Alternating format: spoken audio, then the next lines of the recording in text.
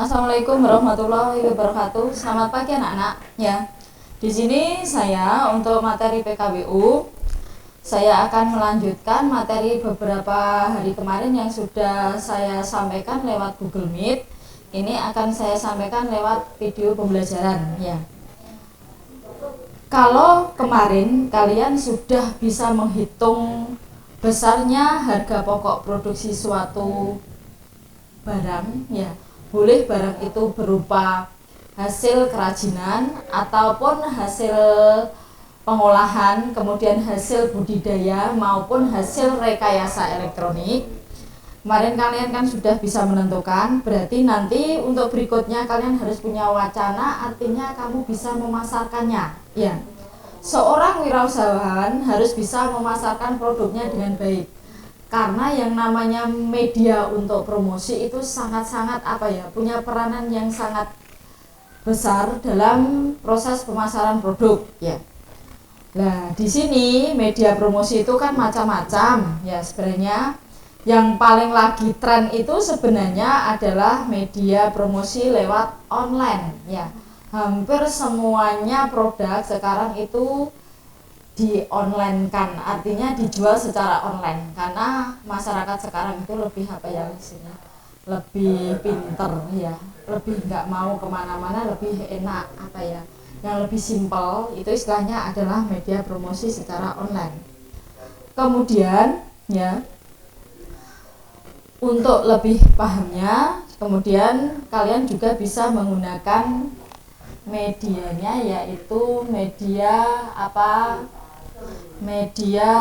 presentasi produk atau media poster, ya. Contohnya ini adalah kalau media poster seperti ini. Kamu harus bisa mendesain poster sebagus mungkin supaya konsumen itu bisa tertarik, ya. Contohnya kalau di sini adalah yang saya gunakan adalah produk bakery, ya, atau roti. Poster itu harus menarik, harus jelas, ya, harus istilahnya. Sebenarnya kalau bisa misalkan harganya berapa itu tertera biar konsumen lebih tahu langsung, ya. Poster boleh didesain secara manual maupun secara cetak, ya. Tetapi sekarang banyak poster-poster yang didesain dengan secara cetak, yang namanya biasanya adalah cetak banner, ya. Kemudian ada lagi adalah pemasaran produk lewat presentasi. Misalkan kita punya produk apa, kita presentasikan dalam suatu seminar, itu juga bisa. Biasanya yang pakai seminar itu adalah produk-produk obat, ya, produk-produk alat elektronik, produk barang yang bukan makanan biasanya dipresentasikan lewat seminar, ya. Artinya di situ biasanya akan lebih langsung kita dapat membernya, ya, dapat konsumennya langsung bahwa produk kita itu bagaimana, kelebihannya bagaimana, bisa dibeli lewat apa, kemudian nanti kelebihannya bagaimana atau pembayarannya bagaimana, biasanya bisa dilakukan secara presentasi. Lebih sederhana biasanya ibu-ibumu itu di RT itu ada presentasi produk lewat arisan RT, ya. Bahkan kalau di sekolah itu biasanya kalau arisan dharma wanita itu ada presentasi produk, itu bisa, ya. Berikutnya yaitu ketemu orang langsung, ya. Ini sebenarnya kalau kemarin belum masanya pandemi, ya, belum masanya COVID-19, kita akan di Car Free Day, kemudian di jalan itu akan lebih lebih langsung ketemu dengan penjualnya. Dengan misalkan kita jalan-jalan atau pengen refreshing, kita bisa ketemu penjualnya lewat itu. Kalau sekarang yang lagi tren khususnya di Nganjuk itu sebenarnya penjual yang langsung bisa dinikmati konsumen itu sebenarnya Car Free Day. Tapi berhubung seperti ini, akhirnya pemasaran produk yang semacam ini untuk sementara kan harus berhenti. Jadi akan beralih ke online, ya.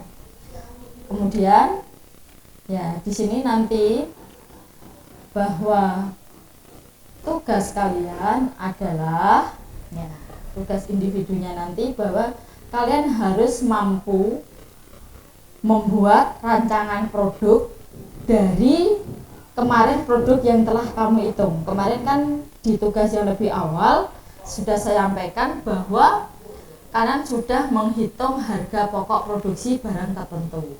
Nah, sekarang berarti kamu harus bisa mendesain produk yang bisa digunakan untuk promosi. Itu bagaimana? Kalau misalkan nama produk kamu kemarin adalah, misalkan nama produknya adalah vas bunga, pasar sasaran adalah ibu rumah tangga, ya. Berarti nanti posternya harus bisa kamu buat, ya. Berarti desainnya seperti ini kalau vas bunga, ya. Atau punya desain yang lain, ya.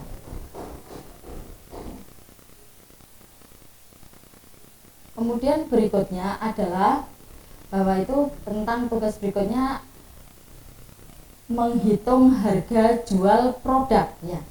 Harga jual produk.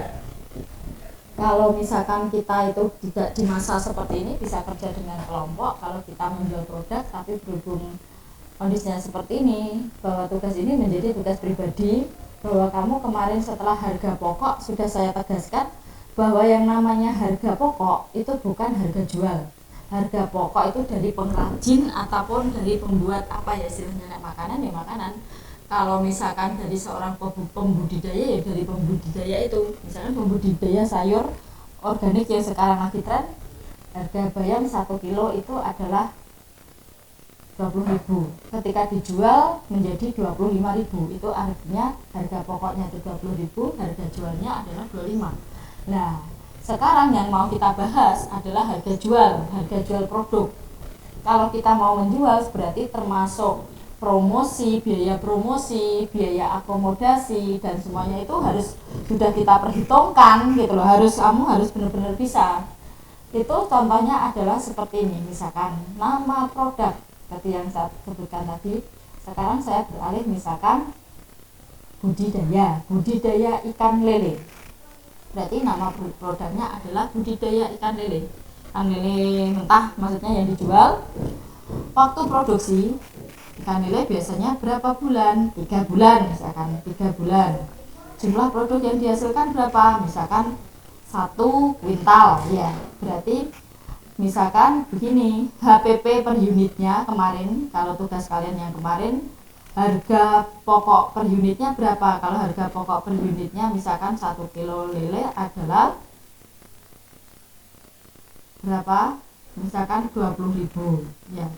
Kamu jual itu kan 1 kuintal, ya. Berarti 20.000 kali 1 kuintal. 1 kuintal itu berapa kilo? 1 kuintal adalah 100 kilo, berarti 20.000 dikalikan 100, biayanya menjadi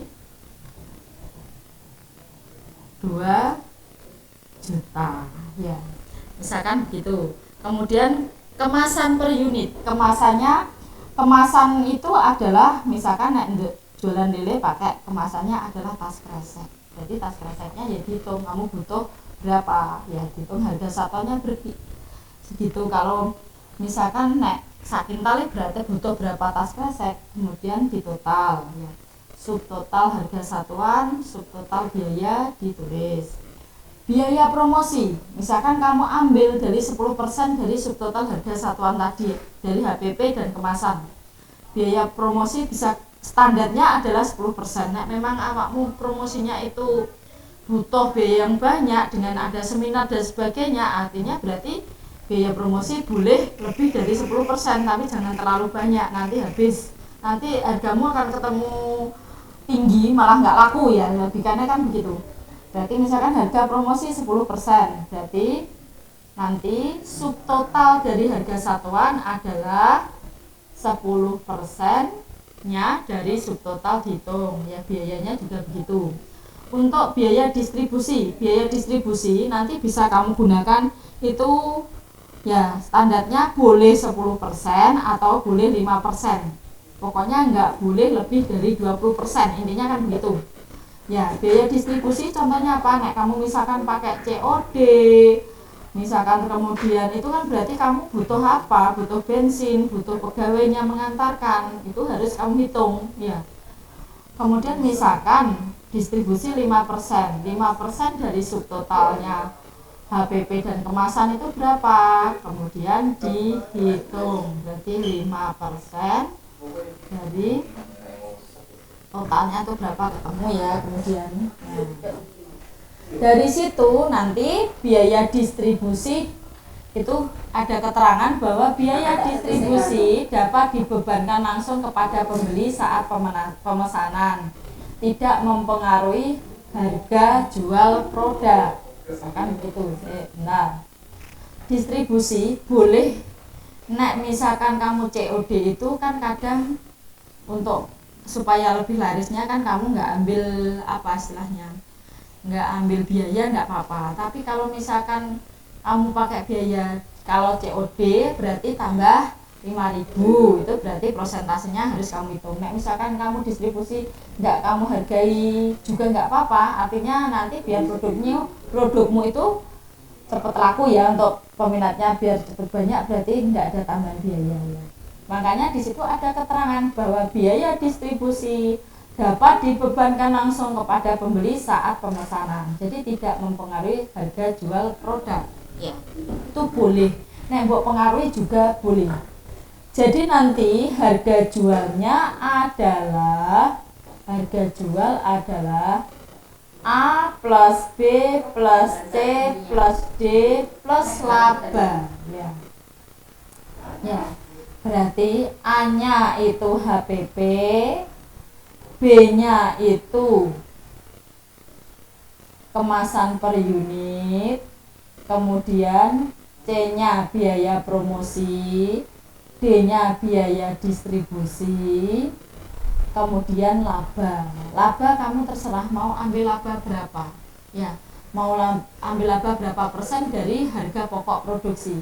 Misalkan kamu labane pengen, kadang kan orang mikirnya begini, lebih baik laba sedikit tapi laku terus, atau laba banyak tapi lakunya sedikit. Kan itu memang ada plus minusnya ya. Ada orang yang ambil begini, labanya sedikit tapi nanti lakunya banyak. Itu yang saya amati pada itu. Contohnya kalau di Nganjuk itu adalah geprek Laila.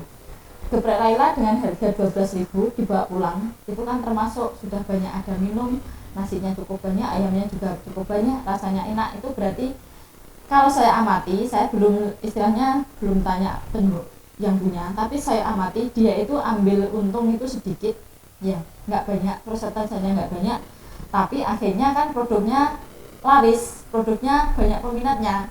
Kalau dihitung-hitung sama. Makanya setiap seorang wirausaha itu kan harus punya istilahnya apa ya, punya trik untuk benar-benar untuk makanan itu mestinya harus laku banyak.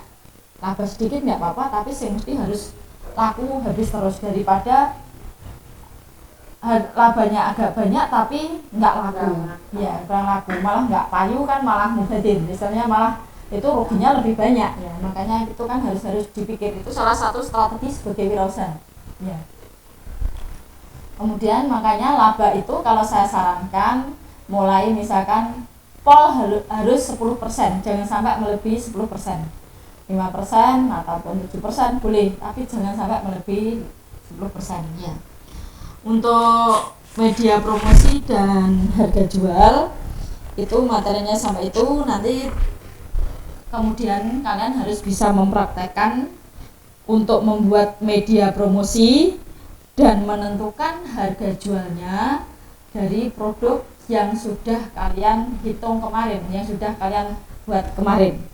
Nanti pada akhirnya untuk kalau sudah kondisi sudah memungkinkan, produk yang kamu hitung harga pokok produknya itu saya suruh praktekkan dalam praktek apa ya, praktek betulan. Nanti misalkan awakmu nggawe apa ya cah ya, kamu buat apa istilahnya, buat makanan lemper ya misalkan, bener nggak lemper kamu buat nanti seharga 2,5 itu laku tenang ya. Memasarkannya gimana caranya supaya itu bisa laku, itu awakmu harus berpikir gimana, harus bisa, nanti harus dipraktekkan ya. Untuk materi PKWU pada bab ini, media promosi dan harga jual, saya kira sampai di sini dulu. Nanti berikutnya ketemu pada materi-materi yang berikutnya. Terima kasih anak-anak, salam sehat, tetap disiplin, disiplin jaga kesehatan, disiplin jaga sikap. Selama kamu menjadi siswa SMA Negeri 1 Nganjuk, dimanapun berada, kamu tetap sebagai siswa. Bukan berarti kamu di rumah itu sudah nggak jadi siswa. Apapun tetap kondisinya adalah seperti itu ya. Terima kasih, selamat berjumpa untuk materi yang akan datang. Semoga kalian bisa praktek dengan baik. Wassalamualaikum warahmatullahi wabarakatuh.